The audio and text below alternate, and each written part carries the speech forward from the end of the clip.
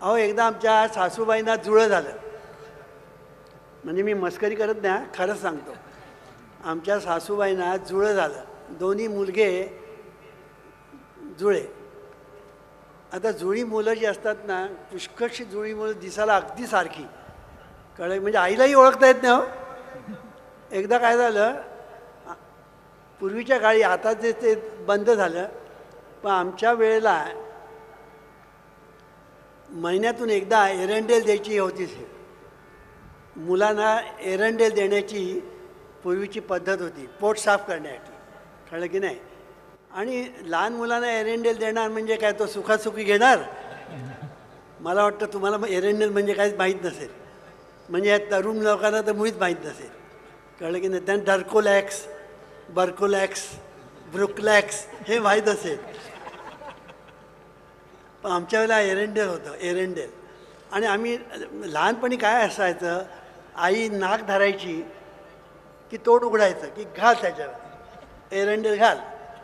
असं एरंडेल घातलं की सुटली आई. मग तर आमच्या सासूबाईने एकाला एरंडेल घातलं आणि जा म्हणून सांगितलं, आणि दुसऱ्याला घेऊन या रे म्हणून सासूबाईने दिली ऑर्डर. आणलं दुसऱ्याला, त्यालाही नाक दाबलं, घातलं एरंडेल. एक हकतोय, दुसरा हकतच नाही.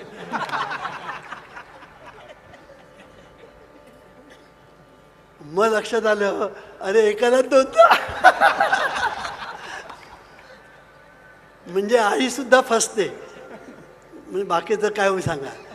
म्हणून ही देवाची कृपा आहे की बायका दिसायला वेगळ्या, पुरुष दिसायला वेगळे, देवाची मोठी कृपा आहे.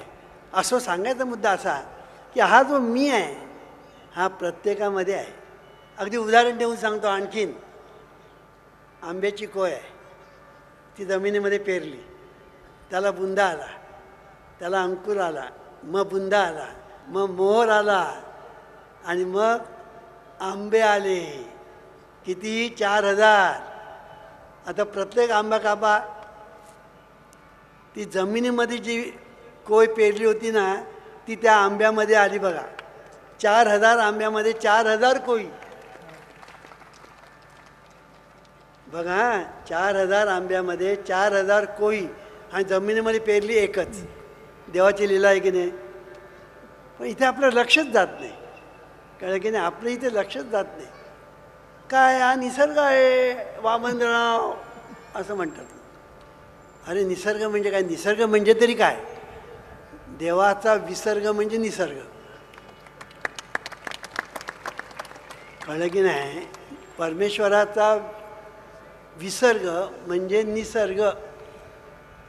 निसर्ग रूपाने परमेश्वर प्रगट आहे. निसर्ग रूपाने परमेश्वर प्रगट आहे. तुम्ही आम्ही सर्वसुद्धा निसर्गाचेच अविभाज्य भाग आहे. तुम्ही आम्ही सर्व निसर्गाचे अविभाज्य भाग आहे, लक्षात ठेवा. आणि म्हणून निसर्गामध्ये परमेश्वर सर्व ठिकाणी भरलेला आहे. सर्वभूती असं म्हटलेलं आहे. परमेश्वर सर्वभूत मात्रात आहे असं म्हटलेलं आहे की नाही. तुमच्या आमच्यामध्ये तोच आहे, किंबहुना तुम्ही आम्ही तेच आहोत. आपण सगळी देवाची रूपं आहोत. मग आम्हाला हे मग कळत नाही कसं? तुम्ही कळवून घेत नाही म्हणून. तुम्ही समजावून जर घ्याल तर तुम्हाला पटेल. अगोदर पटलं पाहिजे. कळलं की नाही. म्हणजे आधी कळलं पाहिजे, मग वळणं. आधी समजलं पाहिजे, मग उमर्शणं. पण आपल्या ह्याच्याकडे लक्षच जात नाही. आपण म्हणतो हा परमार्थ वगैरे आमच्यासाठी नाही. कळलं की नाही. पण जीवनविद्या काय सांगते, हा जो परमार्थ आहे ना, हा परमार्थ म्हणजे जीवनाचा अर्थ आहे. जीवनाचा अर्थ म्हणजे परमार्थ. पण परमार्थ म्हणजे आपण ज्या तऱ्हेने परमार्थ करतो ना, तो परमार्थ मात्र जीवनविद्येला मान्य नाही. मग जीवनविद्या काय सांगते, परमार्थ करायचं म्हणजे काय करायचं. कळलं की नाही. परमार्थ आपण कशासाठी करतो? आम्हाला सुख मिळावं, शांती मिळावी, समाधान मिळावं, आनंद मिळावा, समृद्धी मिळावी, यश मिळावं, यासाठी आपण म्हणतो की नाही देव पाहिजे म्हणून, परमार्थ पाहिजे म्हणून. तुम्ही देवळात जाता, देवाजवळ काय मागता? काय मागता? देवा अहो मला माझं लग्न कधी होणार हो? देवालाच विचारतो, कधी करीसी लग्न माझे तुझं ठावे ईश्वरा. ईश्वरावर सोपून देतो. तर देवाजवळ जातो, माझं लग्न कधी होईल. दुसरा जातो, मला मुलगा कधी होईल. तिसरा म्हणतो आतापर्यंत मला 6 मुलीच झाल्या, आता मुलगा कधी होणार. चौथा म्हणतो माझं इन्क्रिमेंट अडकलेलं आहे, ते कधी सुटणार. चौथा म्हणतो मला प्रमोशन कधी मिळणार. देवाला जातात आणि देवाला हे मागतात, ते मागतात, ते मागतात. देव किती कंटाळत असेल. हजारो लोक त्या देवळात जाणार आणि देवाजवळ हे मागणार. त्या मागण्याला अर्थ नाही. कळलं नाही? असं मागू नका हे मला सांगायचं आहे. देवाजवळ असं मागू नका. कळलं की नाही? मागायचं तर असं मागा की त्याच्यातून तुमचं कोट कल्याण झालं पाहिजे. काय सांगतात जीवनविद्या? काय सांगते बघा, देवाजवळ मागायचं ते असं मागायचं की कोट कल्याण झालं पाहिजे. मग तुम्ही म्हणा वामनराव आम्हाला सांगा, कधी तुम्ही सांगणार? सांगतो, मी सांगण्यासाठीच बसलो आहे. 2 माणसं तपश्चर्याला बसले. 2 माणसं तपश्चर्याला बसले आणि कुठे? एकाच देवळामध्ये एका खांबाला बसला, एक दुसऱ्या खांबाला बसले आणि दोघे तपश्चर्या करतात. आता तपश्चर्या करता करता करता एकाला देव प्रसन्न झाला. कळलं की नाही? आता प्रसन्न झाल्यानंतर देवाने सांगितलं वरम ब्रूही, वर माग. पण एक लक्षात ठेव, माझी एक अट आहे, तुला जे मी देईन त्याच्या दुप्पट तुझ्या तो तिकडे बसलाय ना त्याला मी देईन. आता हे दोघे एकमेकांचे कट्टर शत्रू, हे दोघे आहेत ना ते एकमेकांचे कट्टर शत्रू. आता ह्या प्रसन्न झालेला तो भक्त म्हणतो काय, अरे मी जर म्हटलं 1 कोट रुपये मला पाहिजे तर या हरामखोराला 2 कोट मिळणार. तो हरामखोर आणि हा रामखोर. त्या हरामखोराला 2 कोट मिळणार. मग असं होतं का? म्हणे मी जे मागणी त्याच्या दुप्पट त्याला, म्हणजे मी तपश्चर्या केली नाही त्याला नाही, हे चालायचं नाही. मग देवा मला जरा विचार करायला दे ना. मग किती वेळ पाहिजे तुला? 5 मिनटं, 10 मिनटं घे, पण कर विचार. चाल. त्याने विचार करता करता करता देवा मागतो म्हणाले, पण तू नक्की देशील ना? नक्की देईन. माझा 1 डोळा फुटू दे म्हणाले. त्याचे 2 डोळे फुटले. त्याचे 2 डोळे फुटले. ह्याला आनंद झाला. मगाशी सांगितलं ना, आपलं वाटोळ झालं तरी, आपलं वाटोळ झालं तरी चालेल, पण दुसऱ्याचं पूर्ण वाटोळ झालं पाहिजे. विकृती. कळलं की नाही? आपण सुखी झालं, बाकीनंतर काय वाटेल ते हो. प्रकृती आणि सर्व सुखी व्हावे ही संस्कृती. आता हे मागणं काय, याला काय अर्थ आहे का? मला सांगा. या मागण्याला काही अर्थ नाही. पण दुसरा एक माणूस, त्याची मी गोष्ट सांगतो. एक आंधळा माणूस 90 वर्षाचा. किती? 90 वर्षाचा आंधळा माणूस. कळलं की नाही? आणि दरिद्री पण प्रकृतीने चांगला, धडधाकट म्हणतात ना तसा. तर कोणीतरी एखाद्या सज्जन माणसाने सांगितलं, अरे तुझी प्रकृती एवढी चांगली धडधाकट आहे ना, मग तू एक कर ना, तपश्चर्या कर, देवाला प्रसन्न करून घे आणि तुला काय पाहिजे ते माग त्याच्याकडे, तुझं कल्याण होईल. त्याला ते पटलं. त्याने तपश्चर्या केली, देव प्रसन्न झाला. म्हणाला वरम ब्रूही. त्याने डोकं खाजवलं आणि त्याला सुचलं. सांगितलं देवा एकच वर मागतो, पण तू नक्की देशील ना? हो म्हणा, नक्की देईन. मग तू असं कर, माझ्या पंतूला राज्यावर बसलेलं मी या डोळ्यांनी पाहावं.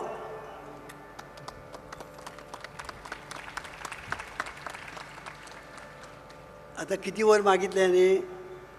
पहिलं म्हणजे त्याला डोळे नव्हते, देवाला झक्कट डोळे द्यावे लागले.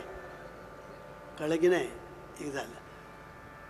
आता पंतू म्हटल्यानंतर नातू पाहिजे, नातू म्हटल्यानंतर मुलगा पाहिजे, मुलगा म्हटल्यानंतर बायको पाहिजे. आता या 90 वर्षाच्या म्हाताऱ्याला दिली मुलगी बायको देण्याशिवाय गत्यंतरच देवाला उरलं नाही. घे बाबा. आता बघा, पंतू राज्यावर बसलेला मी डोळ्यांनी पाहावं म्हणजे किती पिढ्या मागितल्या? आयुष्य, 4 पिढ्यांचं आयुष्य मागितलं की नाही? बरं, आणखीन काय मागितलं? राज्य. हा होता दरिद्री. राज्य मागितलं, राज्य मिळालं. म्हणजे एका वरामध्ये त्याने किती वर मागितले? अनेक वर मागितले. पण देवाला द्यावंच लागलं. जातो कुठे? याला म्हणतात बुद्धी. बुद्धी असेल तर भांडवल नको. कळलं की नाही? पण त्याच्याही पेक्षा आता तो पहिला तर मूर्खच, दुसरा खूप खूप हुशार, पण तिसरा जो आहे ना तो त्याहून हुशार निघाला. कळलं की नाही? तो गेला, बरंचसं नामस्मरण केलं आणि देव प्रसन्न झाला आणि त्याने सांगितलं वरम ब्रूही. मग त्याने काय सांगितलं? देवा, मी मागतो ते देशील? देव म्हणाला नक्की देईन. मग मी मागतो ते दे म्हणाले. हे ईश्वरा, सर्वांना चांगली बुद्धी दे, आरोग्य दे, सर्वांना सुखात आनंदात ऐश्वर्यात दे. सर्वांचं भलं कर, कल्याण कर, रक्षण कर, आणि तुझे गोड नाम मुखात अखंड राहू दे. हे मागितलं. काय मागितलं? हे ईश्वरा, मला एवढंच दे. काय? सर्वांना. कळलं की नाही? चांगली बुद्धी दे. चांगली म्हटल्या, बुद्धी सर्वांनाच आहे, पण चांगली बुद्धी दे सर्वांना. का सर्वांना जर चांगली बुद्धी मिळाली ना, सगळे प्रॉब्लेम्स सॉल्व. कळलं की नाही? आज काय झालं आहे? चांगली बुद्धी नाही म्हणून सगळं बिघडलेलं आहे गाणं. कळलं की नाही? म्हणून पहिलं म्हणायचं चांगली बुद्धी दे आणि आरोग्य दे. देवा, सर्वांना आरोग्य दे. सर्वांना म्हणजे कोणाला? अरे सर्वांना म्हणजे सर्वांना. त्यात धर्म, जात, पंथ वगैरे मी काही नाही. सर्वांना म्हणजे सर्वांना. जगामधल्या प्रत्येक माणसाला देवा चांगली बुद्धी दे, आरोग्य दे. कळलं की नाही? कारण आरोग्यासारखं आनंद या जगात दुसरा नाही. एक लक्षात ठेवा, आरोग्य आणि आनंद गो टुगेदर. आरोग्यच नाही. कळलं की नाही? किती श्रीमंत लोकांना बघा, आरोग्य बिघडलेलं असतं. मग घरामध्ये श्रीखंड आहे, बासुंदी आहे, सगळे आहे, पण याला डायबिटीज, जेवता येत नाही. कळलं की नाही? बिछाना आहे, गादी आहे, सगळं आहे, पण झोप येत नाही. कळलं की नाही? म्हणजे जर बघायला गेलं ना तर सगळे आरोग्य इतकं बिघडलेलं असतं. का? चिंता, काळजी, द्वेष वगैरे वगैरे गोष्टी आहेत ना, ह्या सगळ्या गोष्टी माणसाच्या जीवनावर परिणाम करतात. हे त्याला ठाऊक नाही. माणसाच्या जीवनामध्ये ह्या सर्व गोष्टी परिणाम करतात. काय? द्वेष, याची निंदा, त्याची निंदा, त्याच्या वाईट होणं, चिंतीनं, मेल्याचं वाटोळं होऊ दे असं म्हणणं, दुसरे सुखी झाले तर ह्याच्या पोटात दुखणं, दुसरे श्रीमंत झाले तर ह्याला त्याचा हेवा वाटतो. हे सगळे जे आहेत ह्या सगळ्या गोष्टी ज्या निगेटिव्ह म्हणतात, ह्याला निगेटिव्ह थॉट्स असं म्हणतात. हे जे निगेटिव्ह थॉट्स जे आहेत ते माणसाच्या जीवनावर परिणाम करतं, त्याच्या आरोग्यावर, त्याच्या शरीरावर, त्याच्या मनावर, त्याच्या अंतर्मनावर आणि त्याच्या ठिकाणी जो आत्मा आहे त्याच्यावर सर्वावर परिणाम करतं. आणि त्याचा परिणाम म्हणजे दुःख, अशांती, मनशांती कधी मिळतच नाही, आरोग्य बिघडतं, गोळ्या घ्याव्या लागतात, काय काय करावं लागतं. आणि सगळं असूनसुद्धा त्याला कशाचा उपभोग घेता येत नाही, अशी परिस्थिती निर्माण होते. कारण का की ज्याला आपण नेगेटिव्ह थॉट्स म्हणतो, थिंकिंग म्हणतो, त्या नेगेटिव्ह थॉट्समुळे तुमच्या जीवनावर परिणाम होत असतो. तुमच्या ठिकाणी ज्या रक्ताभिसरण चाललेलं असतं, केमिकल ॲक्शन्स ज्या सतत चालू असतात, तुमच्या शरीरामध्ये केमिकल ॲक्शन्स सारख्या चालू असतात, कळलं की नाही. आणि त्या ज्या केमिकल ॲक्शन चालू असतात त्याच्यावर नेगेटिव्ह थिंकिंगचा परिणाम होतो, पॉझिटिव्ह किंवा निगेटिव्ह. म्हणून हे जे आपल्या ठिकाणी चाललेलं जे आहे केमिकल ॲक्शन्स, त्याच्यावर आपण जे विचार करतो त्याचा परिणाम होतो. चांगले विचार केला चांगला परिणाम होतो, वाईट विचार केला तर वाईट परिणाम होतो, कळलं की नाही. म्हणून नेहमी चांगले विचार केले पाहिजे, कळलं की नाही. चांगले विचार केले पाहिजे तर चांगलं आरोग्य मिळेल, नाही तर आरोग्य चांगलं मिळणार नाही. म्हणून एके ठिकाणी म्हटलं आहे डॉक्टर मर्फीने, thoughts of jealousy, fear, worry and anxiety tear down your nerves and glands, bringing about physical and mental diseases of all kinds. God has nothing to do with man's sufferings and miseries. All these sufferings and miseries come to you because of your negative thinking. असं म्हटलेलं आहे. हे मी काय सांगतो आहे की हे जे नेगेटिव्ह थिंकिंग ज्याला आपण म्हणतो, नकारार्थी विचार, आता मगाशी सांगितलं अँझायटी म्हणजे चिंता, फिअर म्हणजे भय, वरी म्हणजे काळजी, thoughts of jealousy, fear, worry and anxiety, हे सगळे जे आहेत ह्याच्यातून आपल्या ठिकाणी नेगेटिव्ह थॉट्स निर्माण होतात. आणि हे नेगेटिव्ह थॉट्स जे आहेत ते आपल्या जीवनावर अनिष्ट परिणाम करतात. म्हणून सुरुवातीला मी सांगितलं जगामध्ये दुःख सर्व ठिकाणी भरलेलं आहे. का जीवनविद्या का म्हणा सांगतं. सायन्सचा तो एक मुख्य भाग आहे. सायन्समध्ये पहिला का आणि मग संशोधन आणि मग त्याचा रिसर्चचं मग एकंदर त्याचं फळ असं असतं.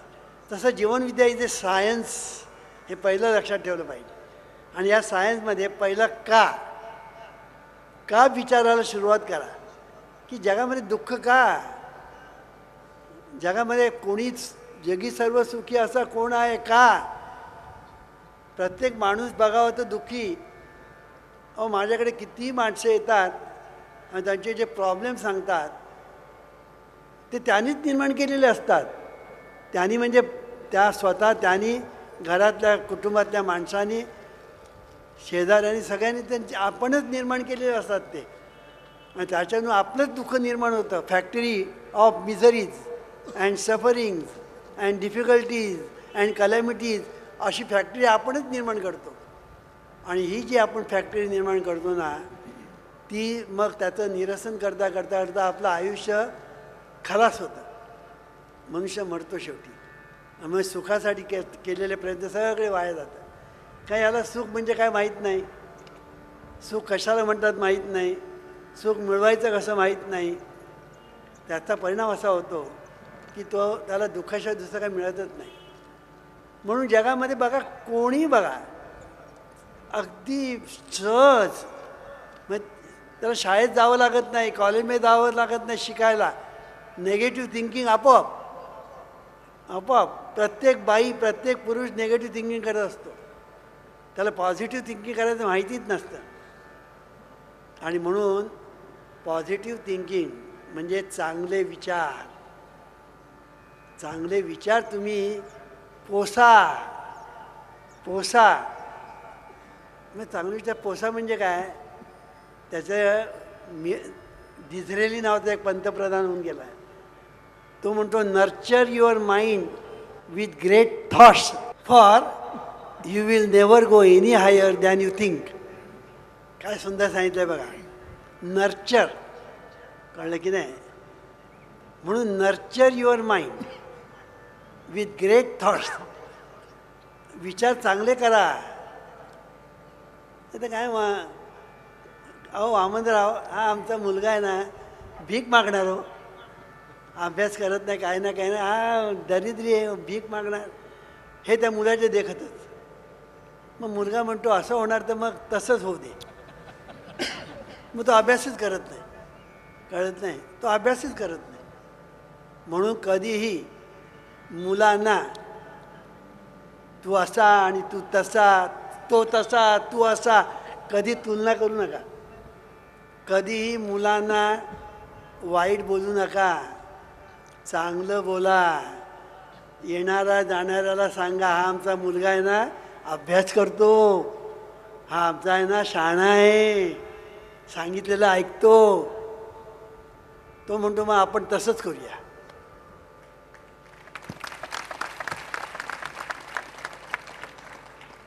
तो नसला तरी तो तसा नाही, तो आहे शहाणा नाही, तो वेडेपणाच करतो. पण जाणाऱ्या येणाऱ्याला सांगायचा हा शहाणा आहे, हा चांगला आहे, हा सगळं ऐकतो, अभ्यास करतो. कळलं की नाही? हळूहळू तो करायला लागतो. अरे आपल्याला हे म्हणतात ना, मग आपण केलंच पाहिजे. हे त्याच्यावर बिंबवलं जातं ना. Impress your mind with great thoughts. कळलं की नाही? म्हणून हे थॉट्स तुम्ही इम्प्रेस करणं ह्याला महत्त्वाचा मुद्दा आहे. आणि हे थॉट्स तुम्ही जेव्हा इम्प्रेस करता त्यावेळेला ते थॉट्स आपल्या अंतर्मनात जातात, अंतर्मनात मूळ धरतात, तिथून स्फुरतात आणि जीवनामध्ये तसाच आकार घेतात. कळलं की नाही? तसाच आकार घेतात. म्हणून एके ठिकाणी डॉक्टर मर्फी असं म्हणतात, all your experiences, conditions, events and acts are the reactions of your subconscious mind to your thoughts. असं म्हटलं आहे की तुमचं जे जीवन आहे ना, हे सगळं जीवन दे आर नथिंग बट तुम्ही ज्या अंतर्मनामध्ये विचार पेरलेले आहेत ना त्याची उगवणी आहे. तुम्ही तुमचे विचार अंतर्मनात काय पेरता त्याप्रमाणे ते उगवणार. शेतामध्ये तुम्ही काय पेरता, आंब्याचं झाड पेरता का कडुलिंबाचा का सीताफळीचं, तुम्ही जे पेरा त्याप्रमाणे येणार. जमीन तुम्हाला सांगणार नाही अमुक पेरा आणि तमुक पेरा, जमीन सांगणार नाही. जमीन सांगणार तुम्ही जे पेराल ते मी तुम्हाला देणार. As you sow you reap.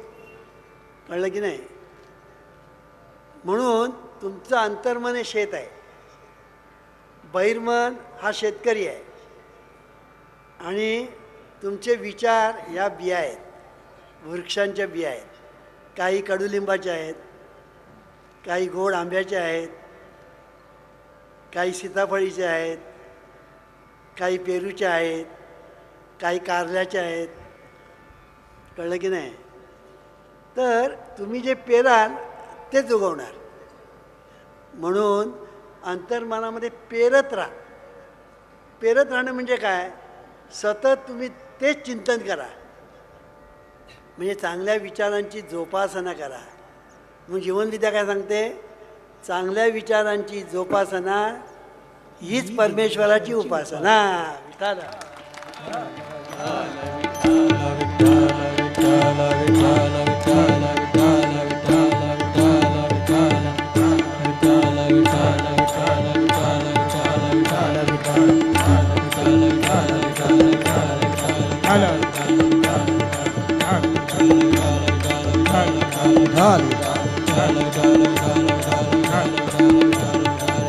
Hallelujah.